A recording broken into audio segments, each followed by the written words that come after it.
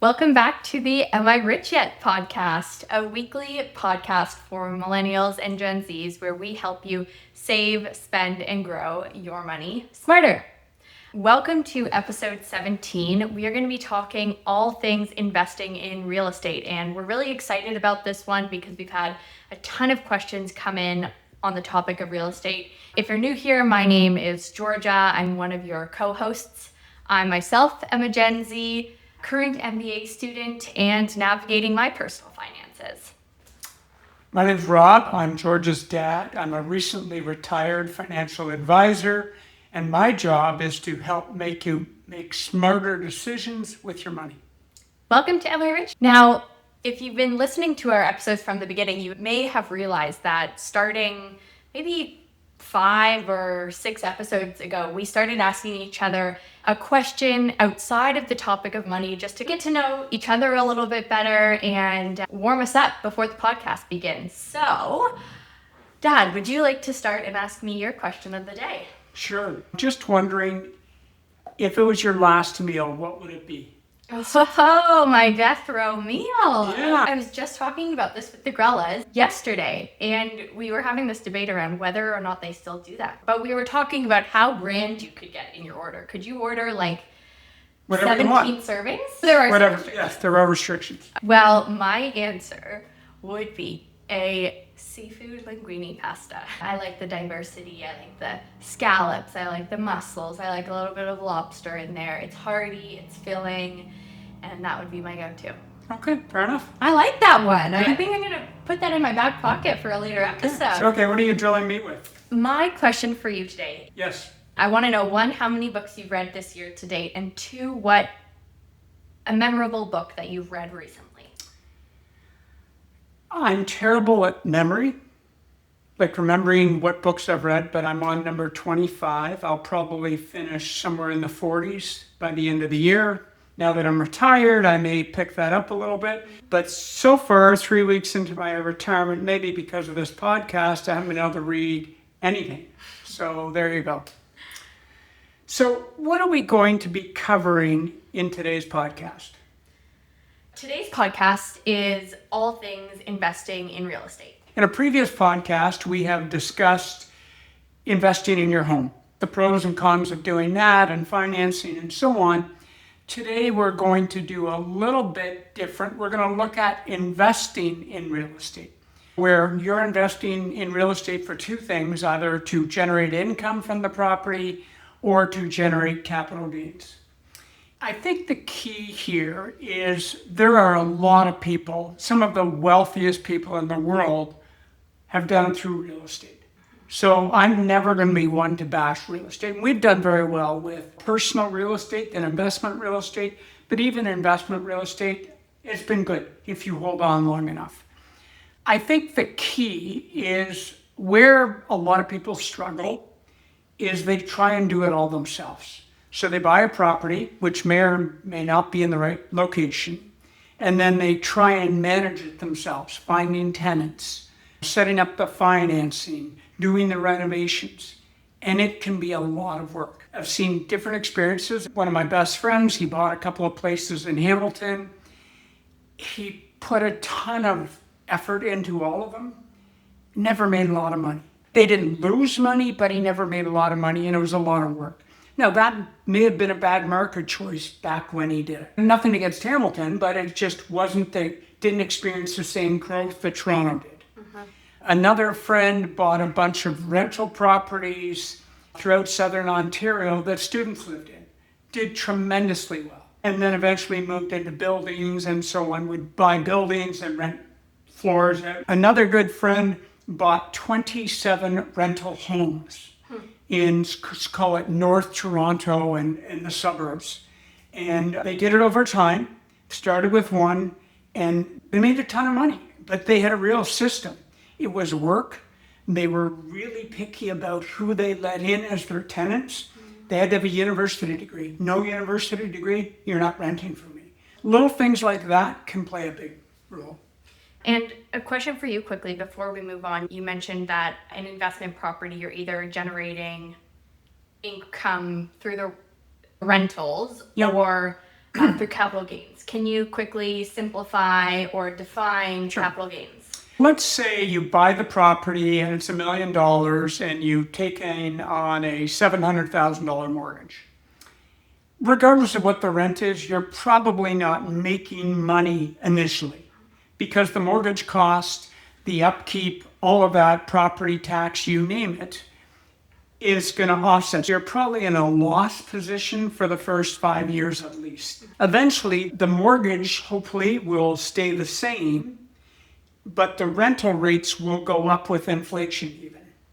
And so if the rental rates go up, then you're going to start to make a little more money. You'll no longer be in a loss position. You'll start to make money. That's rental income. Now, you get to offset any expenses against that income. So it's good that way. You get to offset the interest cost of the mortgage, any money you put into the property. You get to deduct a lot of things. But at the end of the day, that's still going to be investment income and it's going to be taxed at the highest rate after expenses. So like interest income. The next thing you're investing for is capital gains. You bought the property for $1 million. You hope to sell it 10 years from now for maybe $2 million or $1.5 million. All of that would be a capital gain. And you'd pay capital gains tax on the growth of that. Okay. So that's the difference between investing for the capital gain and buying a property hoping it goes up in value, or investing for income. Once the mortgage is paid off, you get income. And you're hopefully getting both, but sometimes your preference is one or the other. Or you invest in a property with one of those in mind. One of those in mind. Now, this was something, the value in investing in real estate, that I had always heard about, but it was something that was really brought to the forefront. In this last year, I had a networking dinner with a former colleague who was really high up in the company I worked for. We were just having this really candid conversation about lifestyle and family, and I had always regarded this individual as someone that brought in a ton of business for the firm and our office. And so I thought, this person must be making a lot of money. And they looked at me and said, I'm going to be honest with you, the majority of the wealth I have has come from real estate. It doesn't have to do with the job I have today. I do the job I have today because I love it and I'm good at it. But that was really interesting to me and reinforces this point about how much value there is in real estate. There is. It's meant to be a long game. And one of the big advantages of real estate is people aren't afraid to use leverage. So they can buy $1 million place, but they only have to put $350,000 down. They'll take on a loan and pay off that loan. In investing, people are very reluctant to borrow $700,000 to put towards $1 million investment. And so they're more likely to do with real estate because real estate, the asset's considered safe. They're not building anymore. There's no more land. Whereas investments can go bankrupt easily, right? You're not going to go bankrupt on a piece of land. You may have too much debt on it, but it's not going to be worth zero. Everything's worth something in land. Let's get to talking about your personal experience with real estate. First investment in investment real estate was back in 2011. My business partner and I purchased a property in Florida on the ocean. It was a really good deal. We bought it for just over $500,000. We took on a mortgage. We decided to pay the mortgage off relatively quickly in 10 years. Today, that property is worth over $1 million. That was 14 years ago. Property has more than doubled. It brings in U.S. income, and we paid off all the debt. Now, there are some drawbacks.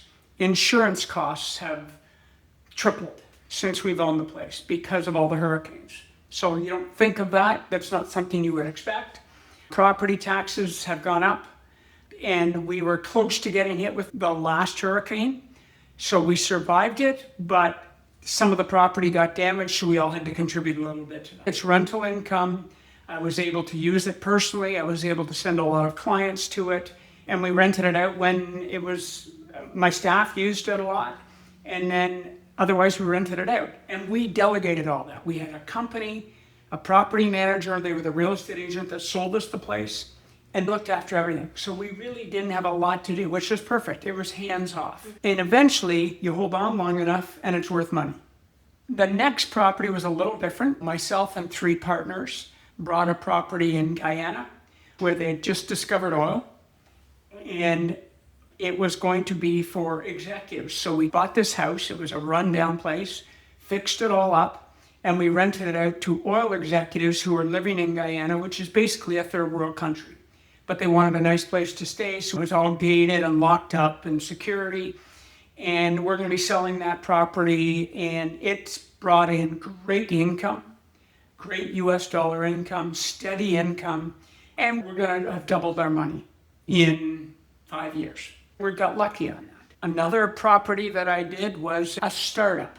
So I put money into an investment, not $250,000, so a fair bit. The timing was horrible. Didn't know that until after the fact because immigration slowed down in Canada, interest rates went up, and the property is underwater now, and I may have to walk away from it and get $0 out of it. And so that offered potential for higher rewards. Whenever there's a higher reward, there's higher risk, and I ended up experiencing the risk. Yep. So everyone thinks it's so easy. One of the advisors on our team, he and his fiance bought a condo that hadn't been built yet. It's now underwater. It's worth less than he paid for it. But he has to, if he doesn't keep putting money into it, he'll lose all his investment. And so for a while there, people were just buying rental properties that hadn't been built, and they were doubling their money and they'd get out just as it was built. It was so easy. It's not that easy. There's always risk involved, and you just don't know what the risk was. You didn't know immigration would slow down. You didn't know inflation would take off, therefore interest rates would rise. And what happened, there was oversupply and not enough demand. And suddenly you've got a crunch. Yeah. So lots of things can go wrong in rental property. If you work hard at it and you devote some of your time, you can do very well. But you've got to be a bit of a risk taker. For you right now, would I say you should buy a rental property? Probably not. Not until you've got a few more pillars established, like where am I living? Where's my career going? I think you brought up some important things to the surface through these examples is one, that there can be upside, but like we talked about with our previous episodes on investment, that upside comes with risk.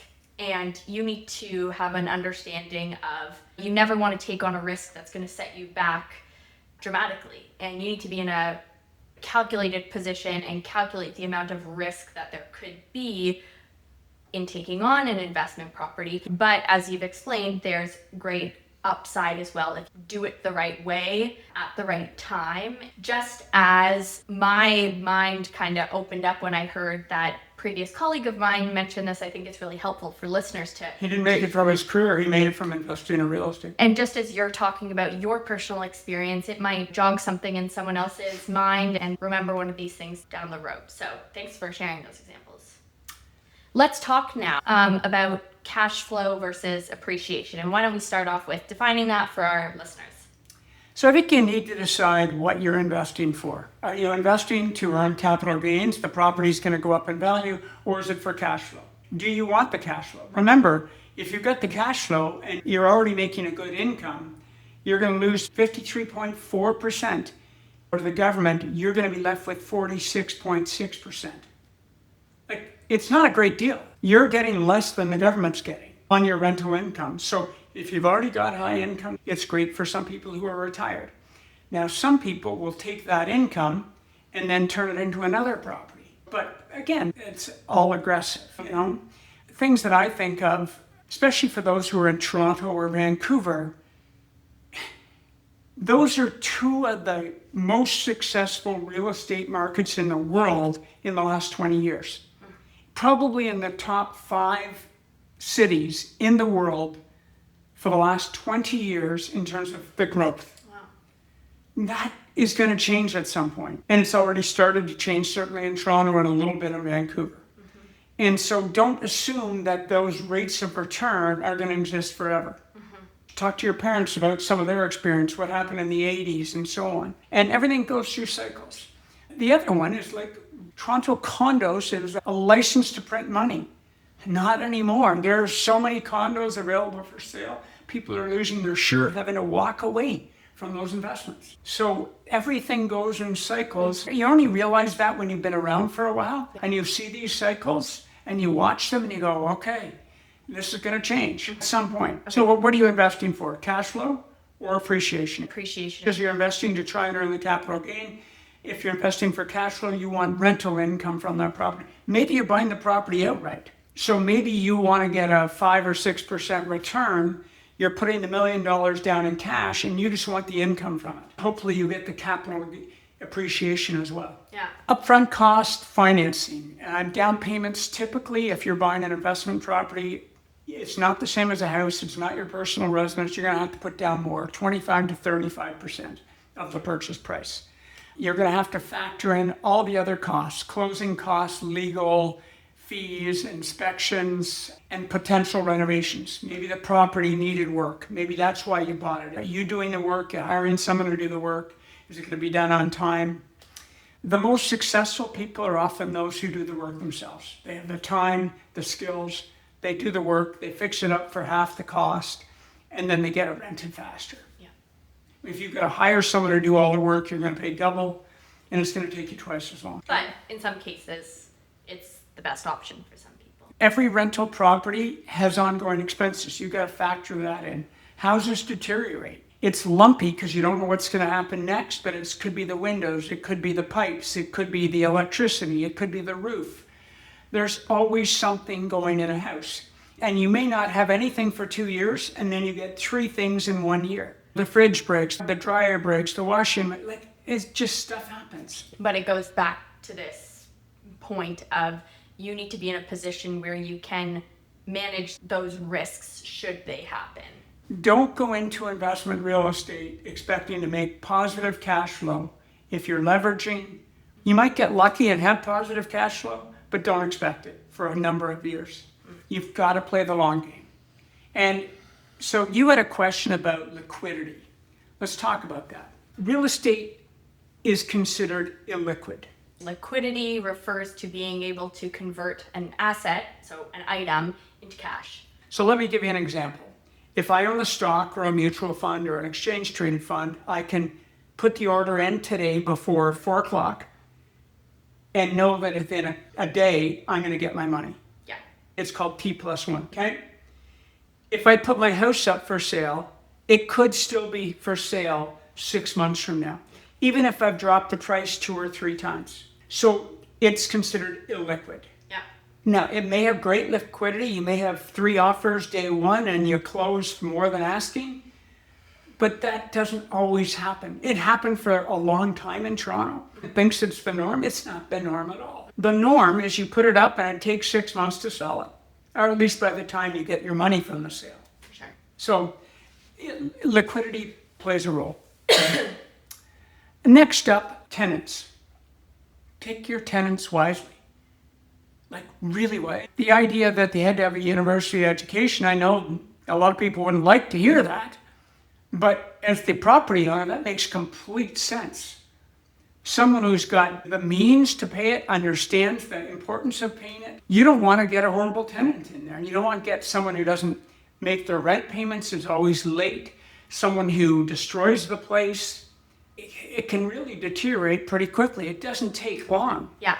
Maybe they take it and they're renting it out as an Airbnb without your knowledge. And you come in and find out there's been parties there going on. So you got to be really careful. You raise a great point around this value proposition there is with tenants. And so if you're someone listening to this conversation, if you are a tenant in a rental property, we know how competitive it is in major cities to get your rental application approved, no matter what your income is, who you are. But if you are a responsible person with a job and can sell yourself as someone that will take care of the property, not be throwing parties all the time, not damage the property, you yourself as a tenant have a value proposition. It was a conversation I had years ago where I was trying to get my application in and you get rejected from a few before you get accepted. And someone said to me, go talk to that landlord and tell them who you are. Tell them you've had a steady job for X amount of years, you have a university degree, you have this type of character and this type of reputation, and sell yourself. They always say it, but location matters. Location is huge. It doesn't need to be downtown Toronto. It can just be in a good market with traffic or access to public transit. Little things like that can make a huge difference. So do the work. If your goal, though, is to have a life of, have a lot of free time and so on, this property is going to take it away. It's going to take away some time. You may feel like you're missing out because you know friends that are buying rental properties. Understand they're doing work on those properties. We've already touched on that rental income is taxable, but expenses can be deducted. Be very careful of which interest rate environment you're starting in. Right now, interest rates, believe it or not, but they're relatively low historically right now. So it's actually not a bad time to lock into some of those lower rates. That can change very quickly. Inflation can come on, and suddenly, if inflation comes on, they've got to raise interest rates to cool down the inflation.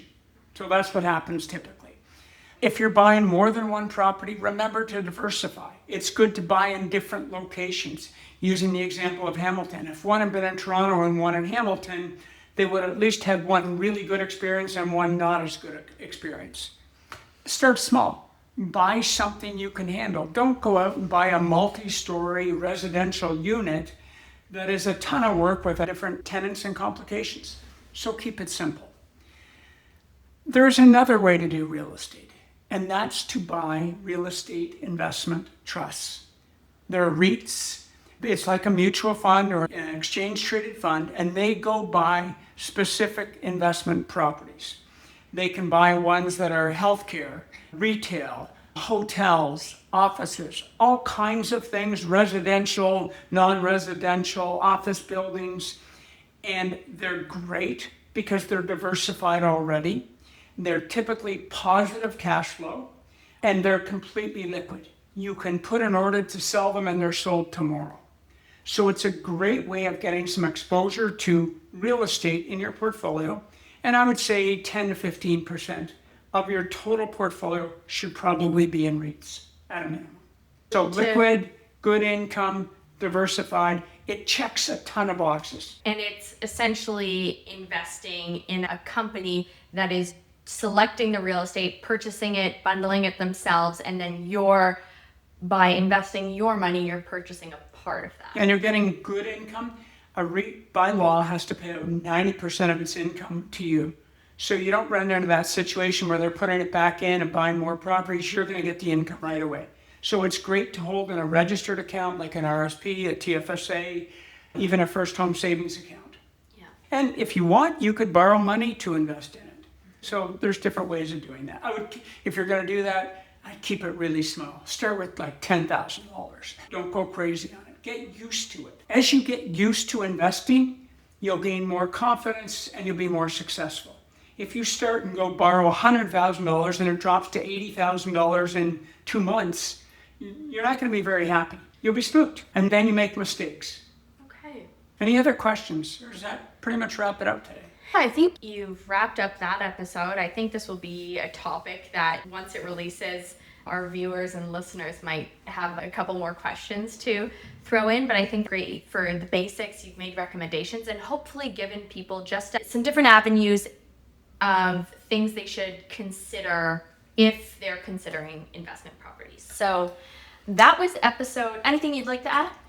But the one takeaway, it's a job. You're going to be a landlord. And that's a job. Prepared to take that on. If you are, great. You could do really well at real estate. But it's a job. And if you decide to delegate that job, you'll make less money. Got it. Okay. What are we talking about next week? So next week we will be discussing how investments are taxed. It is one of my favorite subjects. I can't wait to discuss it with you. Wow, listen to that enthusiasm. Thank you for joining us today on episode 17. We are thrilled to be here. There's a thunderstorm starting outside, so we'll take cover for that. We'll see you next week. Thank you.